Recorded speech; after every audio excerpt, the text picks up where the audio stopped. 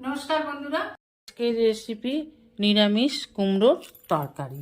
নিয়ে নিয়েছি আলু, কুমড়ো, পটল, সজনে ডাঁটা, চীনা বাদাম। ওভেনে কড়া বসিয়ে দিয়ে দিলাম সয়াবিন তেল।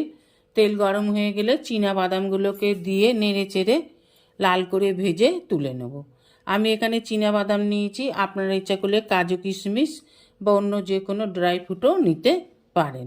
তবে চীনা বাদাম দিয়ে করলে খুব টেস্টি হয়, আমি চীনা বাদাম দিয়েই করব।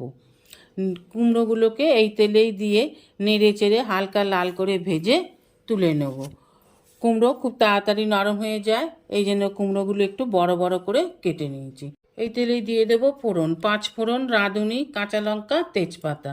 ফোড়নটাকে একটু নেড়ে চেড়ে ভেজে নিয়ে দিয়ে দেব হিং। হিং দিলে স্মেলটা খুব ভালো হয়, হিং খেলে কিন্তু হজমও হয়ে যায়। পটলগুলোকে দিয়ে একটু ভালো করে ভেজে নেব। দিয়ে দেব পটলের মধ্যেই আলু, আমি পটলগুলো আর তুলে নিলাম না, এর মধ্যেই দিয়ে দিলাম আলু, পরিমাণ মতন লবণ। এবার খুব ভালোভাবে আলুগুলো পটলগুলোকে ভেজে নেব। দিয়ে দিলাম 1 টিস্পুন হলুদ গুঁড়ো। একটু ভালোভাবে নাড়াচাড়া করে ভেজে নিয়ে দিয়ে দেব কেটে রাখা সজনে ডাঁটা। এবার ভালোভাবে সজনে ডাঁটাগুলোকেও তেলের মধ্যে নাড়াচাড়া করে কষে নিতে হবে, না তো সজনে ডাঁটা দিয়েও একটা কাঁচা গন্ধ ছাড়ে।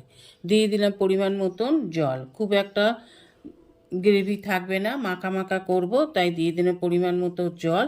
দিয়ে দিলাম ঢাকা। 5 মিনিট ফুটে যাওয়ার পর ঢাকা খুলে দেখুন ফুটে গেছে। এবার দেখে নিতে হবে ডাঁটা আলু সিদ্ধ হয়েছে কিনা। ডাঁটা আলু সব সিদ্ধ হয়ে গেছে, ভালোভাবে নেড়ে চেড়ে দেখে নিতে হবে। এবার দিয়ে দেবো আগে থেকে ভেজে রাখা কুমড়ো আর চীনাবাদামগুলোকে। ভালোভাবে মিশিয়ে দিন এবার কুমড়ো আর চীনাবাদামটাকে দিয়ে। কুমড়ো খুব নরম, এবার কুমড়ো সিদ্ধ হয়ে যাবে। এর মধ্যে দিয়ে দেবো ভাজা মশলা। এই ভাজা মশলাতে আছে মৌরি, 5 ফোড়ন, একটা শুকনো লঙ্কা ভেজে গুঁড়ো করে রেখেছিলাম, এখন সেটা দিয়ে দিলাম। আর দিয়ে দেবো 1 টিস্পুন চিনি। কুমড়োর তরকারিতে একটু চিনি না দিলে কুমড়োর তরকারি টেস্ট হয় না। দিয়ে দেবো 1 টিস্পুন ঘি, খুব একটা ঘি বেশি দেবার দরকার নেই, 1 টিস্পুন দিলেই হবে।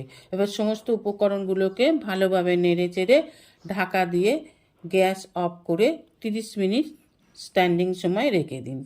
সমস্ত উপকরণগুলো খুব ভালোভাবে মিশে গেলে তারপর নামিয়ে নিয়ে গরম গরম রুটি, পরোটা, লুচির সাথে পরিবেশন করুন। খেতে খুব টেস্টি হয়। আশা করি রেসিপিটা আপনাদের ভালো লেগেছে।